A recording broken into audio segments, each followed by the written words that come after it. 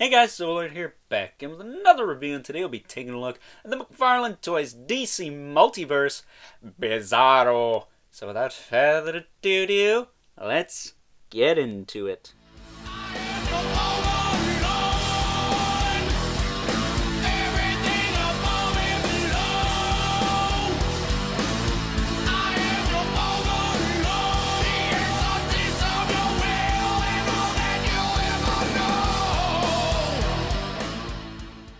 Alrighty guys, as I said before, today we're taking a look at Bizarro. He is part of the semi-recently released, it's been out for a while now, hasn't it, wave of McFarlane Toys DC Multiverse figures not tied to a wave. So far I got this guy and John Stewart. I do not have the Infected Nightwing yet, but I do plan on picking that up eventually because I gotta get all the death metal, dark metal. I want to see a black metal series, but that's probably not going to happen. I want to pick up all those types of characters because I like the story. I like the designs mostly, but the story is actually really good. Kind of complicated, but really good. But I think this is my first really good Bizarro figure because I have the old, not the old Mattel one, but the Mattel one from a couple of years ago. That was a excuse me, gee whiz, that was a Walgreens exclusive. Wah, that was funny. I'm leaving that in. I don't care. We're not professionals here. Who gives a shit? I have the old Mattel one that was a Walgreens exclusive a couple of years ago, and I'm gonna just say right now, this one makes that thing look like a freaking McDonald's toy. I mean, it's just so much better. And we're going to take a look-see at why. As long as I don't knock a bunch of stuff over behind camera. Okay, looking at that face. Look at that face. Look at that face. It's like Sylvester Stallone. It's friggin' awesome.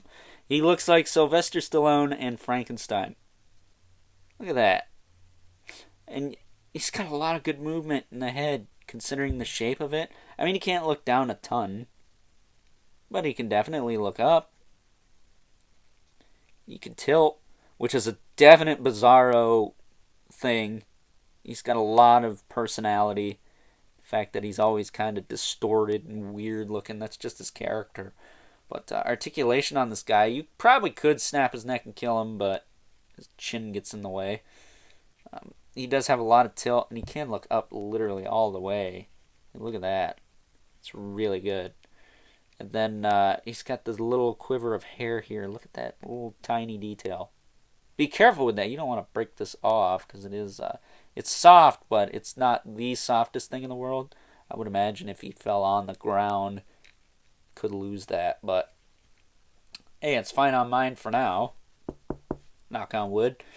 Shoulders rotate around, go in and out.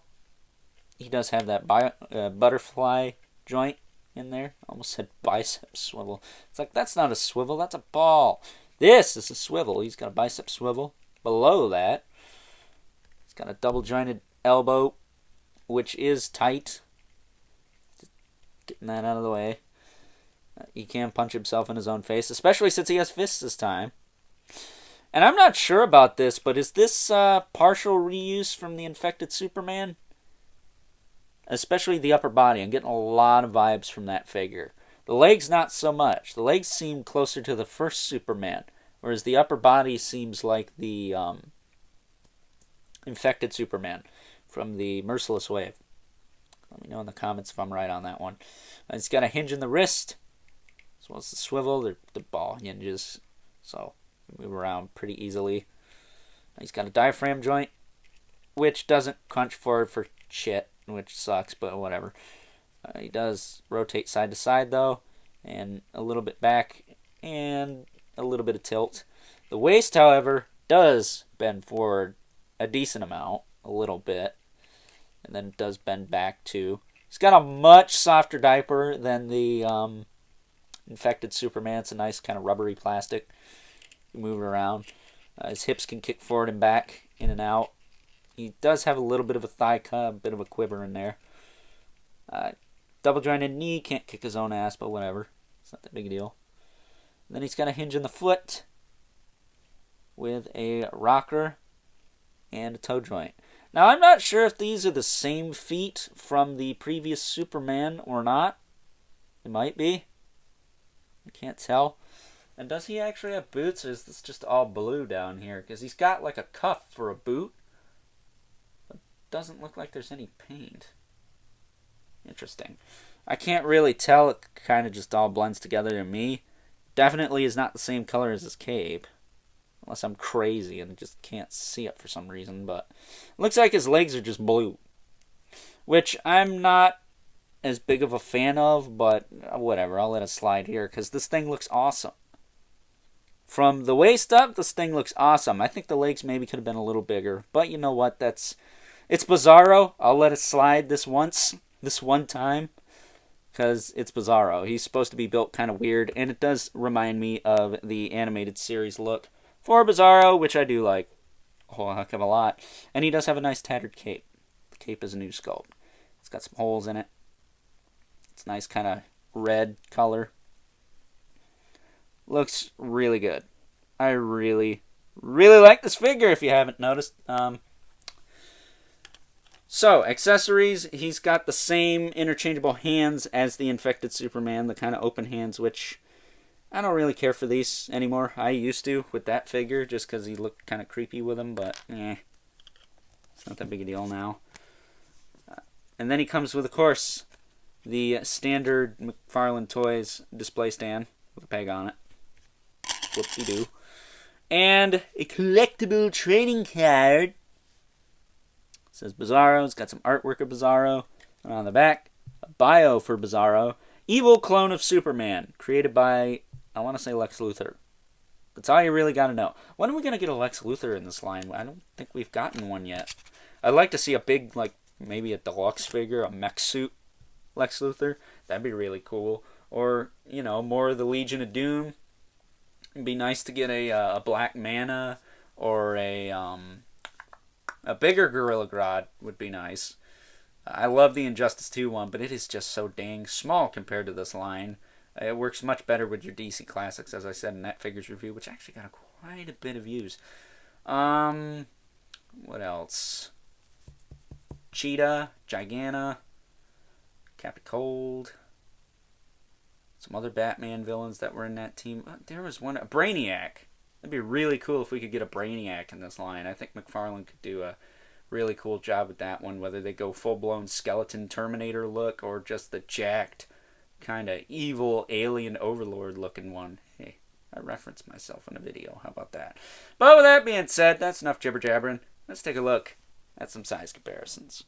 Taking a look at some size comparisons, here is Bizarro next to a couple Superman figures I have from the McFarlane Toys DC Multiverse line. Got the first Superman they ever did. Shout out to T-Biz for that one. And the Infected Superman from the Merciless Wave. And looking at those two, they look similar. I'm not sure if they share any parts or not. Let me know if you notice anything specific in the comments below. Up next, here he is next to the previous Bizarro figure from the fine folks over at Mattel, and let's just be honest, that is an inferior figure and looks like a freaking McDonald's toy next to this one.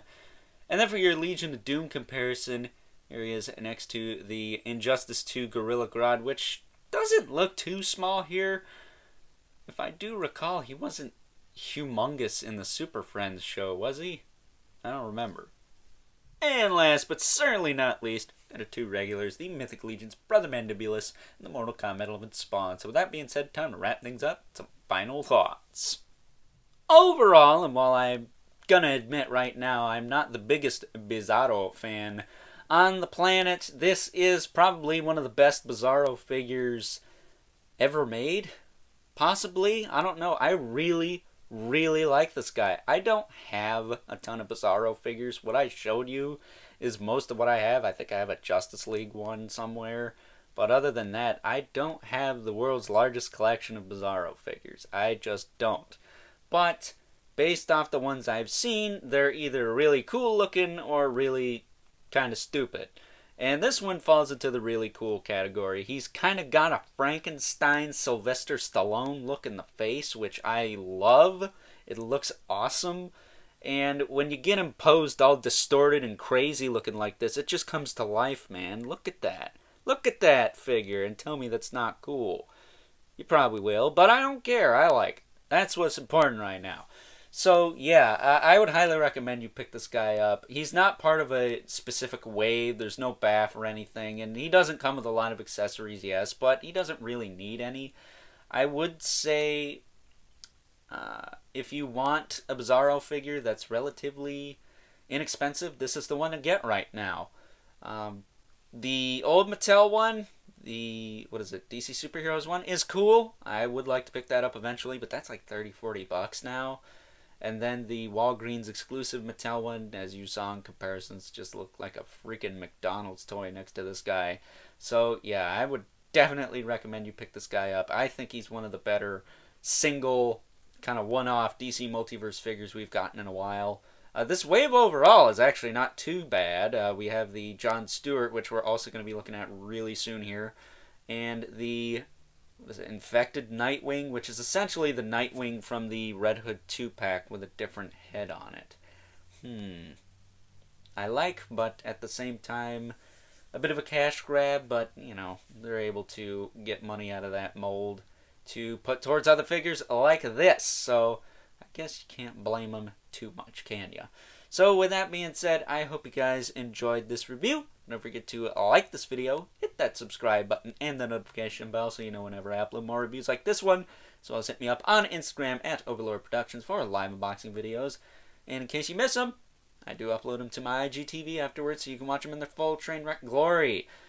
And as always, don't forget to leave a comment in the comment section below. Let me know what you think of this figure, if you like this figure, if you don't like this figure, if you're jonesing for this figure, or if you're going to pass on this figure. Personally, I don't think you should pass it up if you don't have a Bizarro yet. Or if you're like me and just have the Walgreens exclusive one Mattel did a couple of years ago. That was not going to suffice. Something like this certainly does. Especially when you get him all distorted like this. He just comes to life, like I said before. But as always, remember to keep the comments civil, because the world sucks enough as it is. And until next time, I will catch you guys later. Bizarro #1.